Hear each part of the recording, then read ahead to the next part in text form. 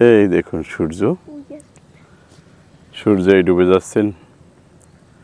যেটা বলছিলাম যে সুন্দরবনের সেই মাথার উপর দিয়েই সূর্য ডুবে যায়। এই যে ঝাপসা হয়ে গেছে, অর্ধেক কিন্তু সে অস্তমত গেছে। এই যে দেখতে থাকুন আমাদের সাথে।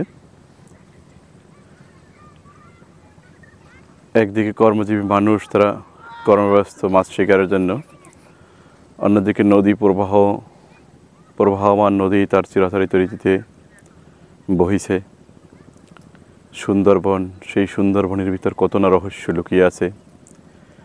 এই জলরাশির ভিতরে না কত রহস্য আল্লাহ লুকিয়ে রেখেছেন সৃষ্টিকর্তা।